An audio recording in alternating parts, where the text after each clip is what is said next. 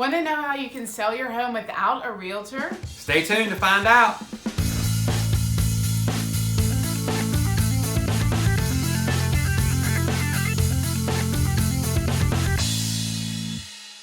Hey, it's Hal Cohn. And Chris Cohn with Cohn Realty Group. If this is your first time to our channel, 10th time to our channel, 20th time to our channel, no matter what time it might be that you've visited our channel, please make sure you click that subscribe button and that bell icon so you're notified each and every time we release a new video about living, working, and playing in what? The amazing Roanoke Valley. That's right. We have folks constantly contacting us saying they want to move to or within Roanoke, Salem, Botetourt, and the surrounding areas. So if that's you, your friends, or your family, please reach out to us. We'd love to answer your questions and see how we can help. You can call us, text us, or email us. And I just got a text, so that might be one of you right now.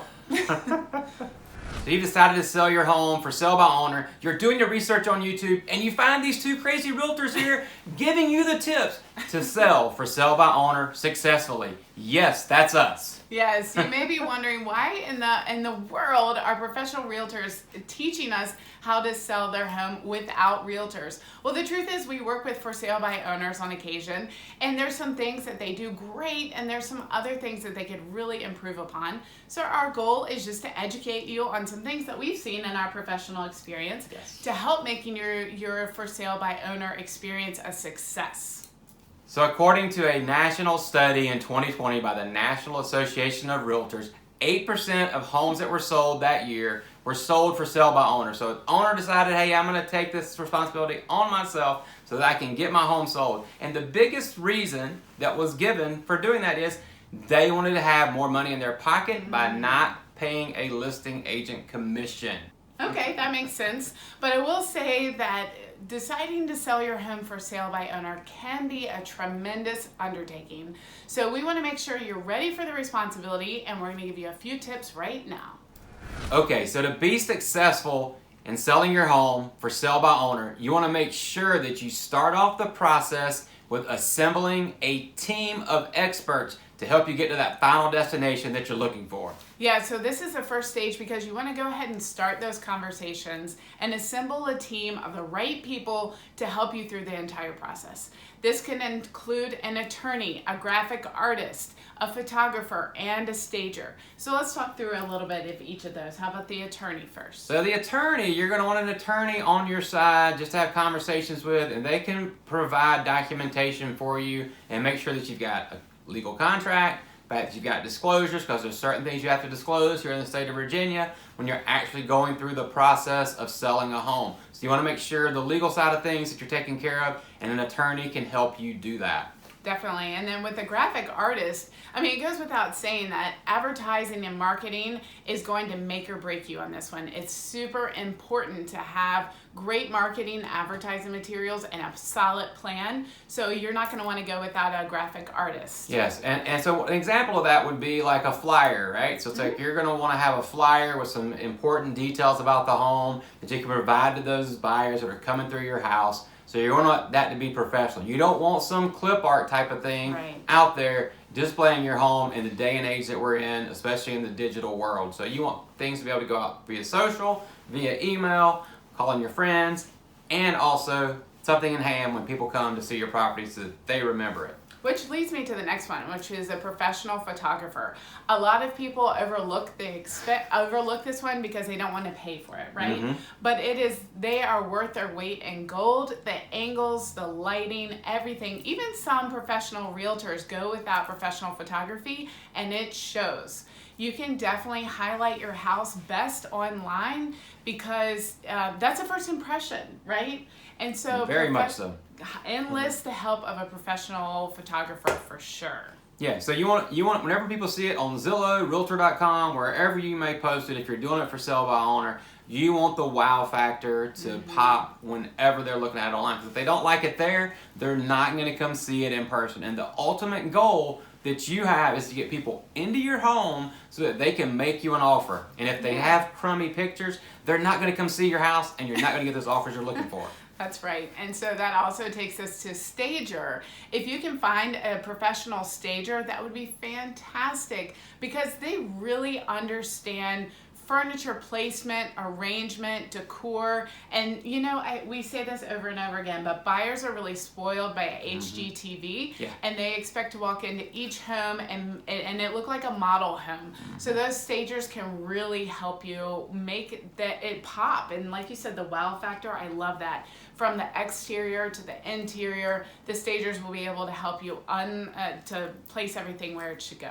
Yeah, and that's a great segue into the next part that we need to talk about, which is preparing your home for the market, right? So with that, you know, one of the things we offer our clients when we do listings is we actually have professional stagers that come in and they'll actually help you create a plan, devise a plan that from top to bottom, these are the things you're going to need to do to successfully sell your home. And a few of those things that are real easy for you to do without calling a stager would be like, number one, declutter. Yes, absolutely. I tell people hands down, it doesn't cost much to declutter, and that is the number one thing that makes the biggest improvement upon your house. Also, lighting is another big factor. We usually open up all the shades and the blinds and the window curtains and window treatments, and that really makes the place feel bigger and more open and airy. But my suggestion is, and this is something that we did a long time ago in our own house, is get up on a ladder, take a picture from each corner of the room, and go room by room and do that. It sounds kind of silly, but looking at those photos from a different vantage point, this is not for the MLS. This is for you to start your plan, making your house market ready. You can really see it from a different person's perspective, right? Yes, and if we were to do that at our house right now, I would run for the hills. Oh, hush. It's not that bad. We're just busy. But nonetheless, decluttering is huge. You also have heard this before. You want to take down some of those personalized pictures and prints, things like that. Anything that may be detracting, helping people have a hard time seeing themselves in your house. And so one thing about that, I heard something yesterday when I was online, and they were talking about the fact that, you know, if you got all those personal items up, then they're checking you out. They're like, oh, look at this person, look at that.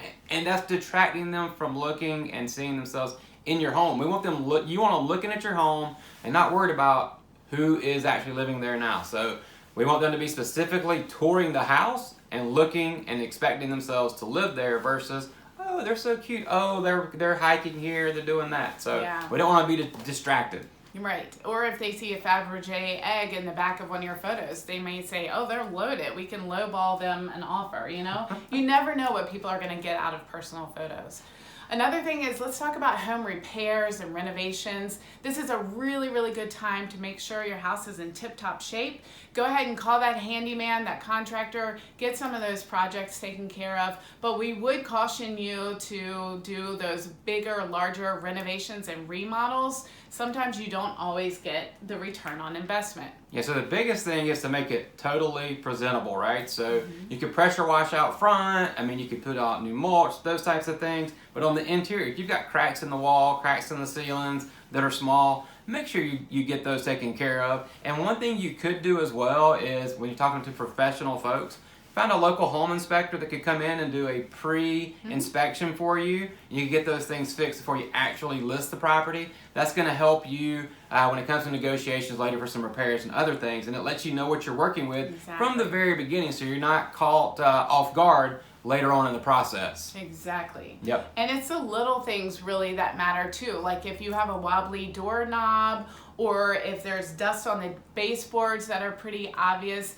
if the paint is like a bright orange or green, you really want to neutralize the space and make sure that people are going to be very happy and welcome when they're walking through your home. So now that you've talked to your team and gotten a team assembled, you've also started doing some of that prep work on your property, the next thing you're going to want to do is going to be start figuring out what is the right price for your home. And you're going to be strategic about that and looking at the local market.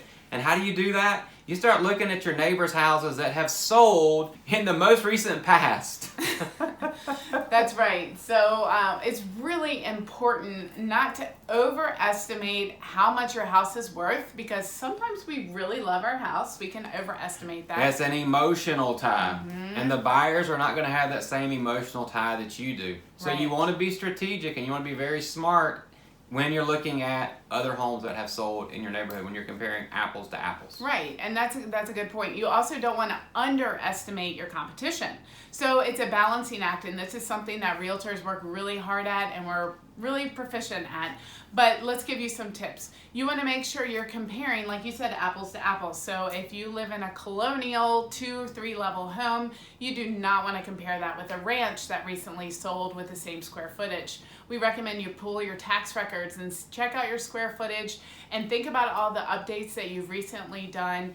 Not only are you comparing housing styles of those that have sold recently, but you're also going to want to look at square footage, layout, and condition.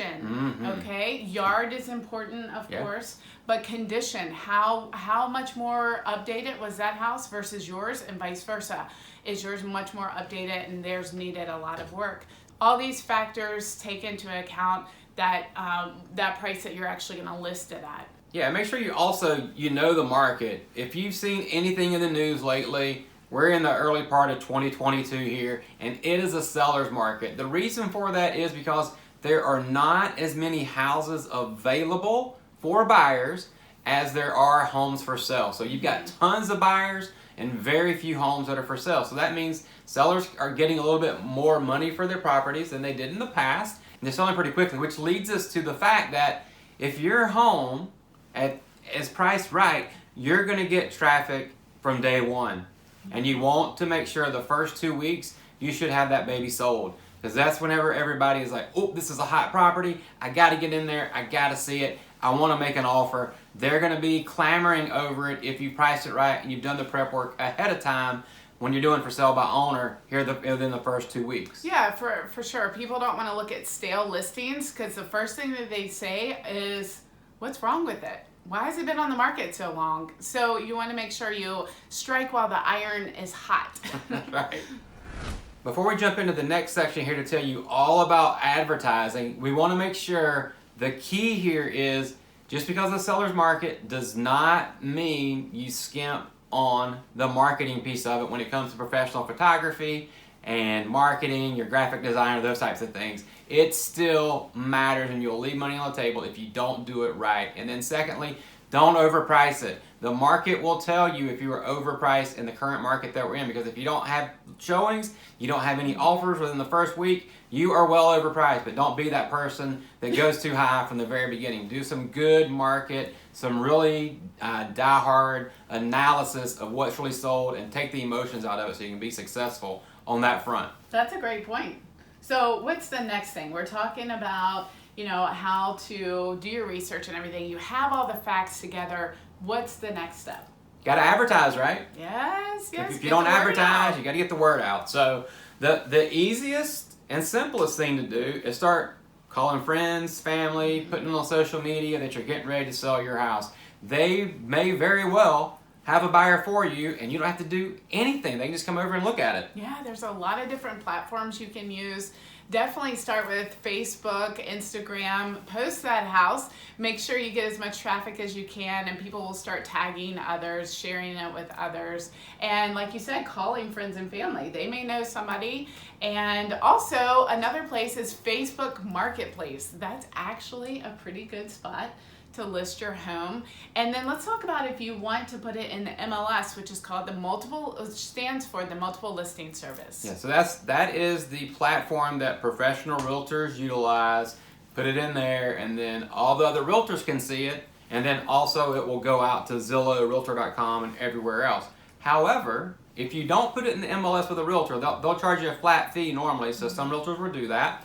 But if you don't put it in the MLS, realtors won't see it. Only buyers will see it. So us realtors, we do have a database and a bank of buyers that are looking. So it would be ideal for you to get it into the MLS in some capacity if you can work that out. But if you choose not to and aren't able to do that, you can put it on Zillow all by yourself for sale by owner. Right, and this is where we're going to talk about the advertising piece, is where you really are going to enlist the help of your graphic designer, and you want it to look very professional, very clean, and represent your house very well. The professional photos should really pop. The graphic designer should pull together items to make it stand out, and you should have a plan in place to advertise it in print, by word of mouth, and also social media. And email. Yeah, and make sure that it has basic details on there, like how many bedrooms, how many baths, the square footage, and then any updates that you've made recently. Yeah. Anything that sticks out, like custom cabinetry or a 3-car garage, you want to really accent that information as well. In-ground pool, above-ground pool, fenced-in yard, level yard, mountain views, you know, whatever the buyers are going to find appealing in your mind. And why do you love the home? You know, yes. if you love the home for a specific reason, share that with the world so that they can embrace the same thing that you love about it, you know? Whether it's the vaulted ceilings, or whether it's the views, or whether it's the fire pit. Or the wildlife in the back while you're sitting on the porch drinking coffee. Any kind of story to tie people in, will bring people in, will be a good selling feature. Yep, that's a great way to advertise. You want to get that emotional connection with that buyer so they won't actually come and see the house in person. So you followed all the steps so far. You are locked and loaded as far as like your house being live. It's on the market. It's active. You've done a tremendous job of marketing. And guess what's starting to happen? You're having people call you, text you, email you potentially for showings of your home because they want to come see it. That's Woohoo! Right. I know. Good job. You're pretty excited about that. I am, yeah. That's the fun part. Well, yeah, it's a lot of work to get to this part. I mean, sometimes people take about 6 weeks to do the staging and decluttering and everything, and then assembling your team. So it's a lot of work. So now you're ready to open your home to others. There's 2 main things that we want to talk about: showings and scheduling those, and also safety. So I want to talk about safety because I want to make sure that you feel safe when you have people coming into your home. You know, you don't get to screen people before they come. It could be anyone responding to your ad. So you want to make sure that you have practices in place that you feel safe and comfortable. You get to dictate the time on most cases of when you want people to see your home. And I would advise making sure there's multiple people there, or giving someone else the contact information of who is coming to see the house as well. Absolutely. Safety first, people. Be safe. And then the other thing is setting up showings, doing all of that can be super tedious, time consuming, and can become a pain in the rear end. Yes. And inconvenient, you know? So we've got some options for you. So one could be that you do an actual open house during a certain time frame. So that way you have it perfectly clean, you have it perfectly ready, you have the cats out, the dogs out, the family out, except for a couple of you that stay there. Hey, we're going to have it open from 1 o'clock to 5 o'clock on Saturday, 2 o'clock to 6 o'clock on Sunday, and then we'll review offers on Sunday night. So that way, that alleviates the inconvenience for you. It's like, I just have a set time, people can come and see it at those particular times, versus the other option would be, hey, call me, text me, let's set up a showing, and then you're scrambling to schedule all these people throughout every single day since it's hit the market, which can become very laborious and very, very convoluted, to be honest with you. Yeah, I mean, every time we talk to sellers that are in charge of scheduling their own showings, they sound really, really frazzled. I mean, it's a lot. Because as we're driving around as realtors, sometimes we stumble upon your for sale by owner, or our client has found it. And so we try to be respectful of the timing that you've requested, but sometimes it's like, hey, we're in the neighborhood, can we swing by? So you need to be prepared for those kind of calls and other calls that are, hey, we're gonna come in a couple of hours. So this really comes into play if you're working outside of the home, or even at the house, If you have conference calls, you have to make arrangements for that. You want to be as flexible as possible with those people that are interested in buying your home, but you also need to create boundaries too. Yeah. So it can be somewhat inconvenient, especially, like I said, working in and out of the home, or if you have dogs, cats, someone elderly or disabled kids. In the home. Kids, for sure. And trying to keep your house clean the whole time. The whole time. Yes, but you can do it, and our advice is just make sure you have a method in place to schedule all of these showings appropriately, and don't double book. That can be important. Now is the moment you've been waiting for, which is an offer, or hopefully offers in your hand. So now it's time to negotiate those offers, review them, and make the best decision for you as a seller. Yes, absolutely. One thing that we've seen take place a lot recently, because it is a seller's market, there's a lot of traffic and multiple offers in many cases, is that the seller or the listing agent will say, all offers will be reviewed on X date at Y time. So that's really helpful, because everybody knows when to get their offers in your hand and that when you're going to be reviewing, so they don't just have to sit around and wait. So we recommend doing something like that, letting people know when you're going to review everything, and then once you get all the offers, hopefully multiple like you said, then you can really review those and compare apples to apples and oranges, apples to oranges, or there might be a few lemons in there too. I don't know. And so as you start doing that, let's say you've got 5 offers in hand, right? So, you know, the biggest thing that a lot of people can even go wrong with, even if they have a realtor, is like, I'm going to take the highest price no matter what. But then you don't pay attention to the other terms that are in the contract, right? So, you know, other pieces of the contract you're going to need to be very conscientious of are going to be like, how soon can they close? Or is it going to be convenient for you to close on that day? How much cash do they have on hand? Are they getting a loan? Are they paying cash? You know, what is going to be best for you? It's going to give you the most certainty as a seller that you're going to get to closing. Are they going to do home inspections? Do they have to have an appraisal? Does it have to meet that appraised value? Those types of things are going to be critical for you to analyze along with your attorney if you utilize one of them, to make sure that you're accepting the offer that's best for you and your family on that front. And another part of that too is like realtors that are representing the buyers, they are going to expect you to pay them a certain amount, so you can negotiate that too. That's something that can be negotiated within the actual contract, but just be willing to negotiate and don't get offended by low offers. That will happen. We always tell our clients that's a conversation starter. Don't get so mad you just throw it out the window and put it in the garbage. At least have a conversation with them and see if there's something that you can come to an amicable agreement on price and terms. Wow. Was that good? You nailed that. All right. I think you took all my talking points. Woohoo! Yeah, I'll just say that, like you said, you know, you might want to review all of this with your attorney, look at terms and conditions and everything. I have nothing else to say, Hal. You did a great job on that one.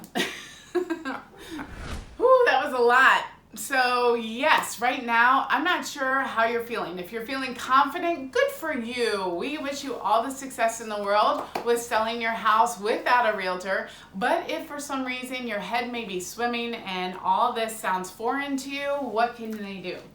You can call us, you can text us, you can email us, or any other professional realtor here in the Roanoke Valley or in whatever city you're in right now. They'd be happy to help you and alleviate some of that stress and overwhelm.